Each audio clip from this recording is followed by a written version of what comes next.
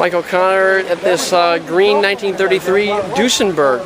Mike, this car you've been saying as we've walked around is one of the most distinct cars here, and what makes it so? It is. Well, the thing about Duesenberg is that they were all about sportiness back in the late 20s and early 30s. You can see from the engine these massive pipes here supplying the exhaust for the car. I mean, there's an incredible amount of volume that this engine could push out.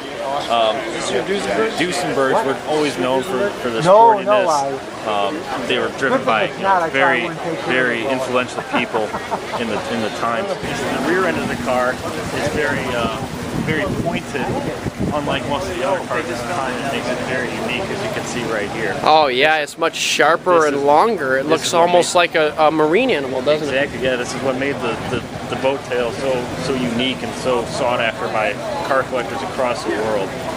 We're looking at a Pierce Arrow, and we notice what exactly is this back? I mean, we're used to these large trunks. This is actually, it is called the trunk. This is where the name originated from. It was literally just a physical trunk that you would get, like their form of luggage back in the day. You would actually get that with your car, and that's where you'd put, things like your groceries or tools or whatever you're transporting.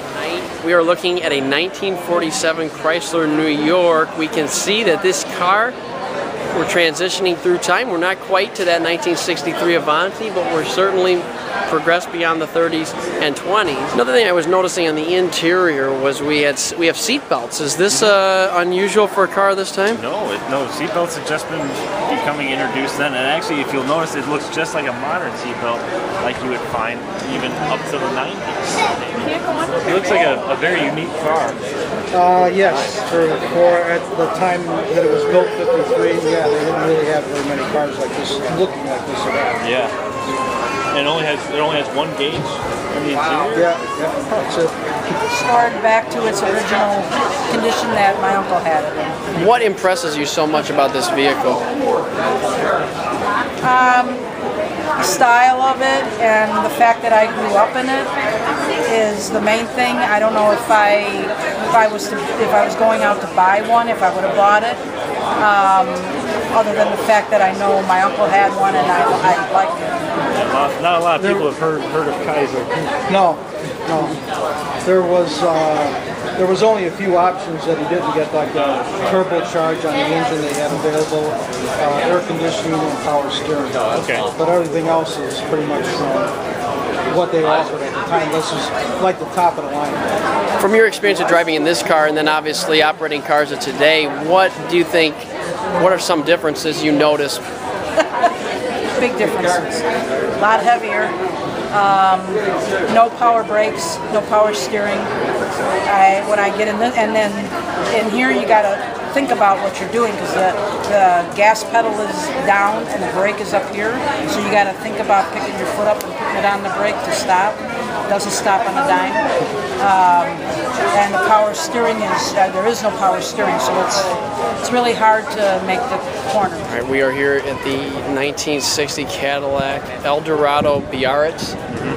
And this is one of Mike O'Connor's favorite vehicles. And now, Mike, what makes this one of your favorite cars? We know you know so many cars, but this one is one of your favorite. Cadillac Eldorado is just one of the most innovative cars of its time. I mean, you notice these distinct bucket seats. Most of them at the time were a bench.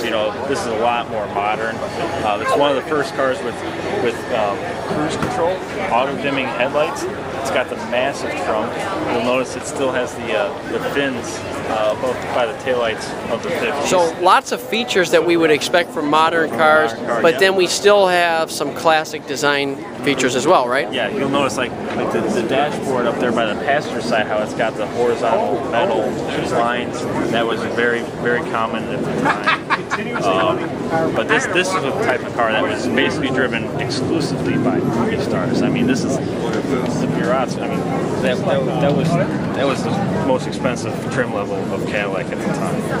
This is a very expensive car. We see the horizontal speedometer. Yep, it's one of the first cars to incorporate that, and it was used up until the 1980s in American cars.